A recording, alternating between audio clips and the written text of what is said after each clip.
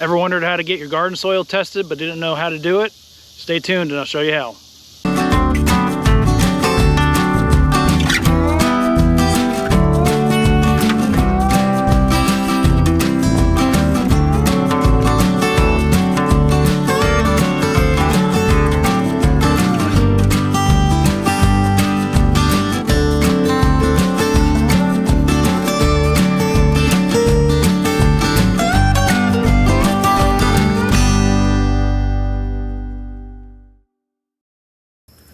Good morning everyone, Jason with Wandering Grace Farm.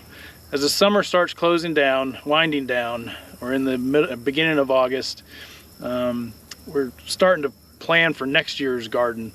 This year's garden was somewhat small. We had about a 50 by 50 foot garden. It didn't really produce too much. We'll have another video on that. Didn't really produce too much, but we realized that if we are wanting to grow more vegetables for ourselves and for our community, we're gonna have to expand that garden. So next year we have some big dreams, big goals. We're gonna try to plant a 200 by 50 foot garden. It's gonna be about 28 rows of vegetables, staggered planting type stuff. But what we have to do is we have to start preparing now for next year's planting and next year's garden. And so today what we're going to do is we're going to conduct or draw some soil samples.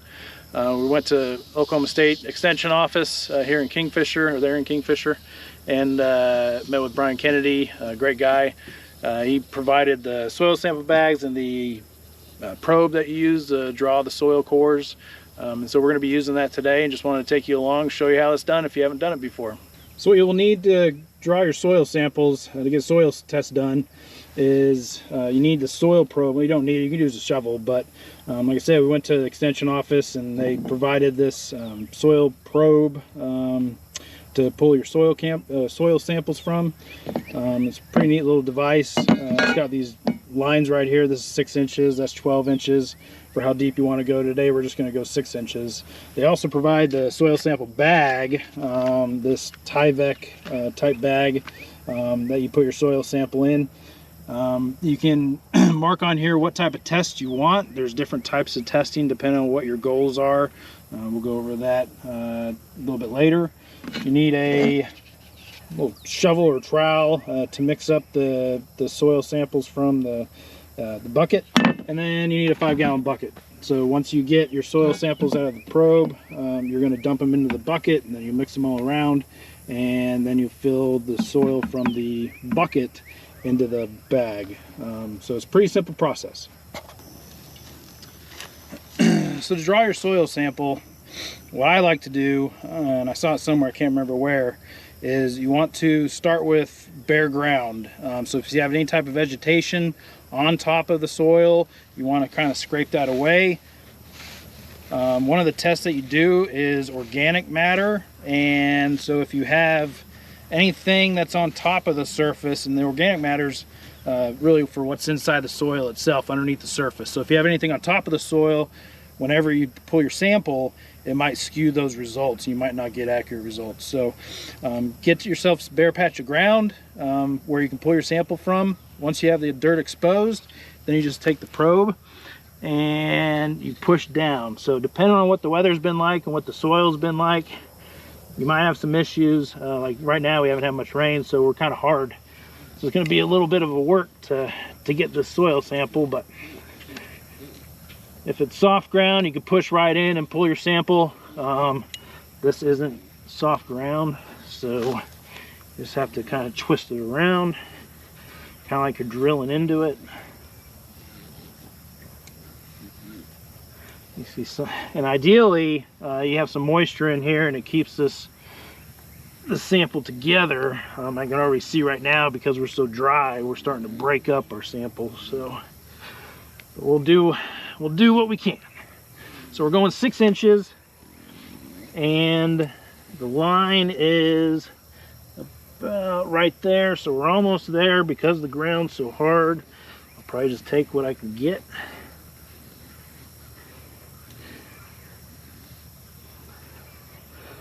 And so that's good right there. So now we carefully pull up.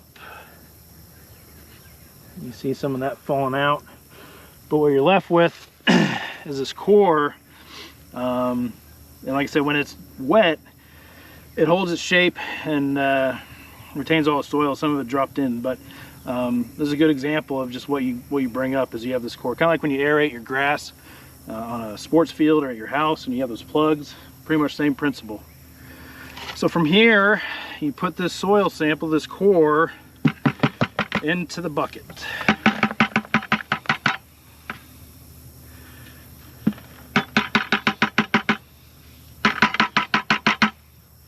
Get all of it off so you get your soil right there in the bottom. So now we got our soil sample. You can't just use the one, because what could happen is that one place that you chose, those results that you get from that, the nitrogen, the potassium, the phosphorus, those levels, the organic matter, that could be a super rich patch of your land, patch of your ground, patch of your garden, whatever you're trying to test. And so what you want to do is you want to get a good representative sample. So out of this 200 by 50 foot section that we're going to use next year, I'm going to pull probably about 20 samples from different areas in that 200 by 50 foot area, just to get a good representative sample of the entire garden that we're looking to plant in next year. So that's next.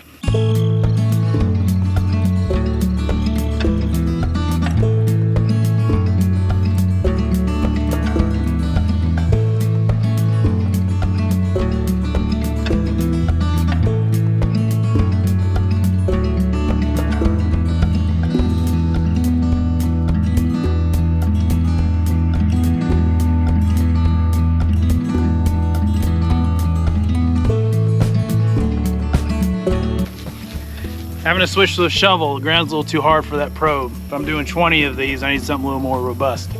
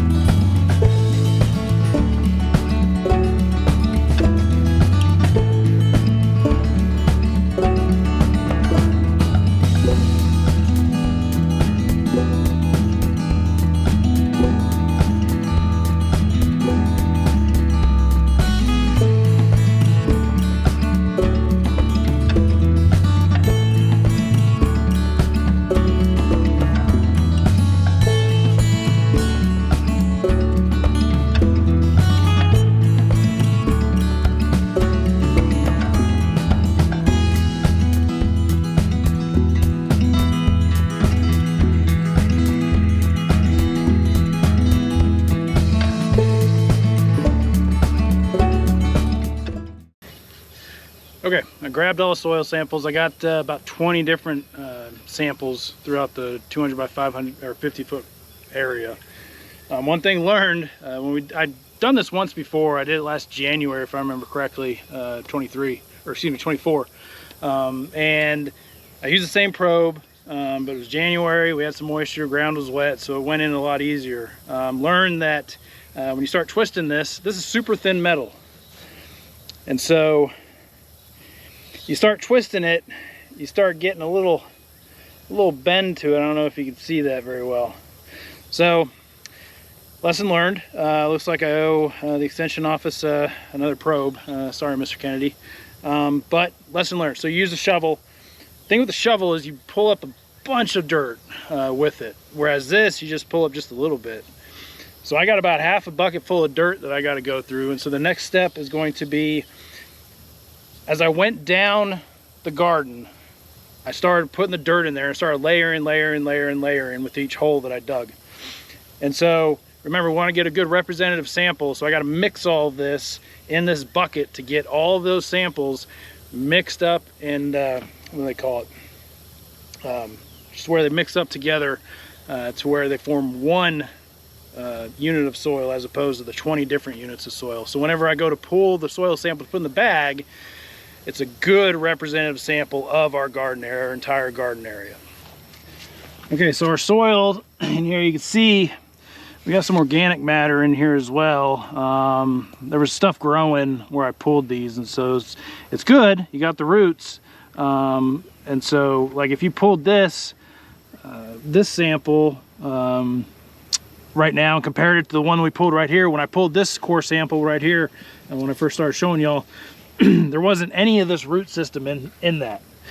And so if you compared this soil sample from deeper inside the garden compared to this one would show there's a more organic matter because of all the roots in there, compared to this one that didn't have any roots. So that's why I'm saying that you need a good representative sample of the entire garden, not just one spot, because if you take one spot, it might not show the whole story of the entire plot that you're looking to get testing on.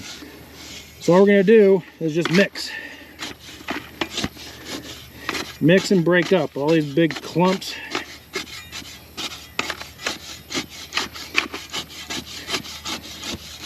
Let's do that first, break up those clumps.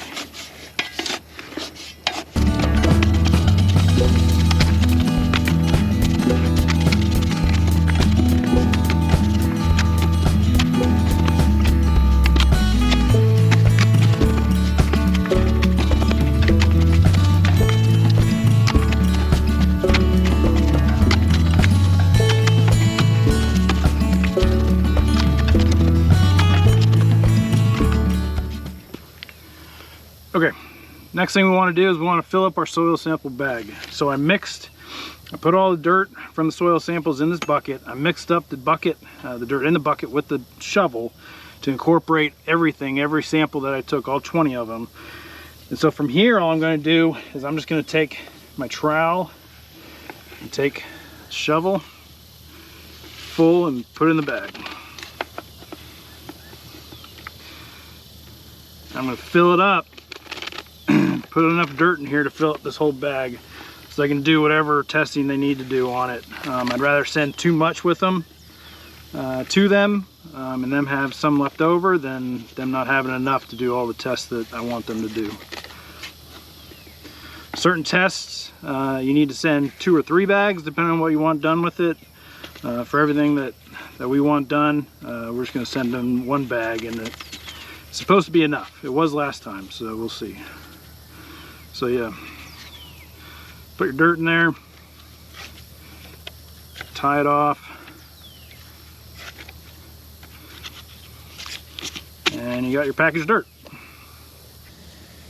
So one of the last things that you need to do is you need to tell the extension office what testing you want done.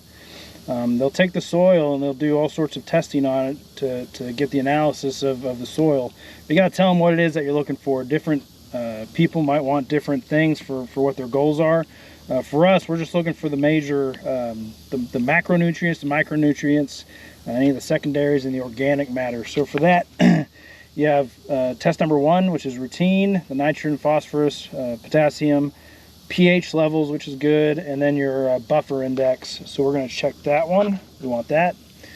If you want a nitrate only, you can do the nitrate. Your secondaries, your sodium, your magnesium, your calcium. We want that. Your micronutrients, your iron, your zinc, your boron, and your, what's M? Selenium, maybe? Can't remember what Mn is, but we want that as well. And then organic matter. Talked about that earlier, but we want organic matter. So there you have it, everyone. Taking a soil sample and getting it analyzed is a fairly simple process. It's pretty easy, especially when the extension office is super cooperative. They loaned out the tools in the bag. You don't have to pay anything for the tools, but you do have to pay, I think it's like 20 bucks for the testing itself. So that, when I turn this bag in tomorrow or Tuesday to the extension office, I'll have to give them $20 to run the test. I think last time it took about a week, maybe 2 weeks to get the test back, so it's not too bad wait time. But we did this on our north 10 acres that we have. We're trying to do pasture type stuff up there. And so in January 24, did the soil testing, and I think my plan is going to be every 3 years I'm going to get that tested, just to get comparisons of year to year to see if we're making any improvements. And so it'll be interesting to see what those results are. It'll be interesting to see what these results are. So like I said, we want to do big things next year in the garden, and this is the first step to achieving that goal. Hope you learned something. Any questions, let us know. Other than that, take care. Thanks for watching. Bye.